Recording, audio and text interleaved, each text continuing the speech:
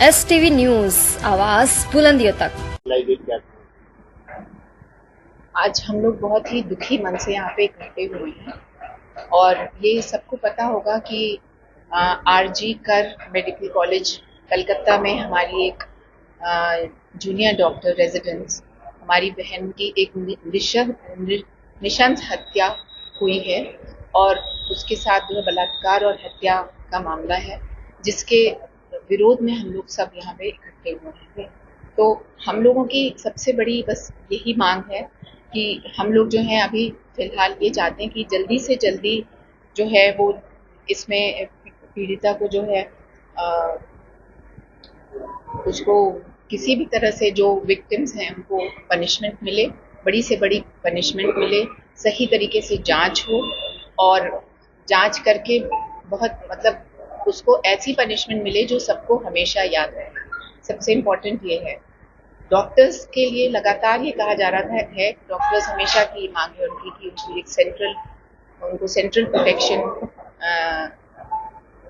चाहिए, तो एक सेंट्रल प्रोटेक्शन लॉ बने, उसके लिए लगातार कहा जा रहा है। हर बार बनता है लेकिन उसके ऊपर कोई वो कार्रवाई नहीं होती है, तो इसलिए वो सेंट्रल प्रोटेक्शन लॉ बने। डॉक्टर्स जहाँ जहाँ कार्यरत हैं, जो हमारे सरकारी हॉस्पिटल हैं, और हर हॉस्पिटल को एक सेफ्टी जोन बनाया जाए और वहाँ पे उनकी हर तरह से सुरक्षा का ध्यान दिया जाए। और हम लोग इसलिए ये बातें समाज में पहुँचे और सारे सामाजिक लोग, समाज भी हमारे साथ आए, इसको हम लोग बताने के लिए इसलिए हम लोग ने ये काली पट्टी बांध के 3-4 दिनों से तो लगातार काम हो ही रहा है, लेकिन कल से जो है IMA, हमारे नेशनल IMA ने ये डिसीजन लिया है कि कल सवेरे से 6 बजे सवेरे से कल 24 घंटा कल 6 बजे से परसों 6 बजे तक, सैटरडे 6 बजे से संडे 6 बजे तक जो है हम लोग OPD बंद करेंगे, लेकिन इमरजेंसी ड्यूटीज चलती रहेंगी। हम लोग कभी भी मरीजों का नुकसान नहीं चाहते हैं और इसलिए हम लोग ये पहले से ये बता के कर रहे हैं कि हम लोग अपनी तरफ से हर तरह से हम चाहते हैं, हम मरीज का कभी भी नुकसान नहीं चाहते, लेकिन ऐसी इस बुरी तरह की हत्या और इस बुरी तरह का जो बलात्कार होके जो इस एक बच्ची के साथ हुआ है, उसके लिए जल्दी से जल्दी एक्शन लिया जाए उस पर, और कई सारे उसके प्रूफ्स हैं जो हटाए ना जाएं। उस पर बड़ी लंबी चौड़ी कहानियां हैं जो कि चल रही हैं लगातार। बस हम लोग की यही इच्छा है कि जल्दी से जल्दी उसका समाधान हो। मैडम, पीड़िता को न्याय मिलने में क्यों देरी हो रही है, क्या इसका कारण? न्याय मिलने में उसको क्यों देरी हुई है आप पूछ रहे हैं? ये तो आपको जो है वो सिस्टम से पूछना चाहिए, क्योंकि जब वो बच्ची जो है वो 11 बजे जाती है तो अपने माँ बाप से बात करके जाती है कि हम ठीक हैं, वो 36 घंटा लगातार काम कर रही होती है और 36 घंटे बाद वो थोड़ा सा सुस्ताने के लिए वो एक कमरे में जाती है, और जाने के बाद उसके बाद सुबह वहां से जो अथॉरिटीज हैं हॉस्पिटल की, वो टेलीफोन करके पेरेंट्स को बताते हैं कि आपकी बेटी की हालत सीरियस है। पहले वो ये बताते हैं, उसके बाद नहीं, उसके पहले बोला हालत सीरियस है, फिर थोड़ी देर बाद फोन करके कहते हैं कि आपकी बेटी ने सुसाइड कर लिया, ये कहते हैं। तो और उसके बाद वो सब दौड़ के जब माँ बाप पहुंचते हैं तो उसके बाद उनको वहां पे पूरे 3 घंटा बाहर खड़ा रहना पड़ा, उनको अंदर उस सेमिनार रूम में नहीं जाने दिया जाता है। तब तक वो लोग क्या कर रहे थे, सारे साक्ष्य हटा रहे थे, क्या कर रहे थे ये नहीं पता। और जब वो पहुंचते हैं वहां पे तो जिस हालात में वो बच्ची को देखते हैं, वो जो मैं बार बार बताना नहीं चाहती क्योंकि काफी समय वो बिना कपड़े के उसके फादर अपनी बच्ची को देखते हैं। उसकी जो हड्डियां थी टूटी हुई थी, पेल्विक बोन जो है वो टूटी हुई थी, पांव उसके राइट एंगल में थे। राइट एंगल में पांव तभी हो सकते हैं जब पेल्विक बोन टूट जाती है, हड्डी टूट जाती है। तो जब हड्डी टूट जाती है, प्लस उसकी नाक की हड्डी, उसके गले की हड्डी, उसके चश्मे जो है, उस चश्मे के ग्लासेस उसकी आंखों में थे और आंखों से खून आ रहा था, उसकी क्लेविकल्स टूटी हुई थी। और जब जांच हुई तो पोस्टमार्टम में जो है वो जो सीमेन देख पाया गया, वो 150 ml सीमेन उसके वजाइना में पाया गया, जो कि हमेशा मतलब एक इंसान के रेप करने से पॉसिबल ही नहीं है, वो गैंग रेप के में ही इतना सीमेन इकट्ठा हो सकता है।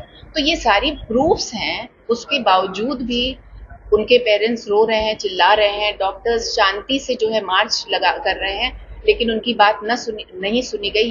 ये घटना जो है वो 4-5 दिन पहले की थी, और अभी 15 अगस्त की रात में जो है एक साथ 3000 लोगों ने उस आरजी कर हॉस्पिटल पे जो है हमला किया और हर जगह तोड़फोड़ किया, यहाँ तक कि वो जो सेमिनार रूम था वो उस पर भी तोड़फोड़ कर दिया। तो इसका मतलब क्या है ये हम लोग तो नहीं बता सकते, हो सकता है इसमें बहुत पॉलिटिक्स हो, लेकिन अब इसमें एक्शन लेना चाहिए। और डॉक्टर्स क्या कर सकते हैं, अपनी आवाज पहुंचाने के लिए मजबूरी में हम लोगों को, पूरी मजबूरी में जो अपना कार्य रोकना पड़ रहा है। हम लोग कभी भी नहीं चाहते कि हम पेशेंट्स को नुकसान पहुंचाएं, और हम चाहते हैं हम और सिर्फ ओपीडी बंद कर रहे हैं, हम इमरजेंसीज करेंगे, हमारी बात वहां तक पहुंच सके।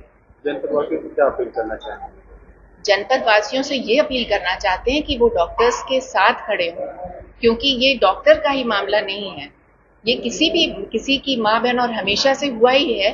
बेटी माँ बहन कहीं सुरक्षित नहीं है, तो जनपद वासी हम लोग की पीड़ा समझें और हम लोग के साथ वो भी आगे खड़े हों, ये हमारी उनसे उम्मीद है। और वो भी हम लोग की तरफ से फाइट करें कि बच्ची को जल्दी से जल्दी जो है। ये जो 24 घंटे की ओपीडी है उसमें हमारे और मैटर आप सभी लोगों को जैसा कुछ पता भी होगा और बाकी चीज़ें आप डिस्कशन भी होंगी। और आप लोगों ने सवाल किया कि जनता से आप क्या उम्मीद करना चाहते हैं या क्या करते हैं, तो हम ये चाहते हैं कि जनता में ये मैसेज आप लोगों के माध्यम से जाए कि कल 24 घंटे के लिए, कल 6 बजे से संडे 6 बजे तक के लिए जनता हमारे साथ कोऑपरेट करे। ओपीडी कोई ऐसी इमरजेंसी चीज नहीं होती कि ओपीडी जाना जरूरी है। वो कल के दिन वो लोग ओपीडी अननेसेसरी हॉस्पिटल पे न जाए, क्योंकि कोई भी डॉक्टर हमारा ओपीडी अटेंड नहीं करेगा। हम इंडोर करेंगे, कोई इमरजेंसी सिचुएशन का कंडीशन का पेशेंट है उसको हैंडल किया जाएगा। जो हमें गाइडलाइन मिला है कि इमरजेंसी पेशेंट को मानवता के आधार पर हमें देखते रहना है, उनको नहीं मतलब इग्नोर करना है, उन्हें देखना है। सिर्फ और सिर्फ ओपीडी जो कल हम नहीं करेंगे तो 2-4 दिन बाद भी उनको देख सकते हैं। इसके लिए जनता हमारे साथ कोऑपरेट करे। आगे क्या कर रहे हैं? आगे हमारा आईएमए गाइडलाइन जैसा आएगा वैसा हम करेंगे। हो सकता है हमारी स्ट्राइक एक्सटेंड भी करें, अगर हमारी मांगे न पूरी हो तो हमारी आईएमए की स्ट्राइक एक्सटेंड भी कर सकती है। वो हमें जैसा गाइडलाइन आएगा हम वैसा करेंगे।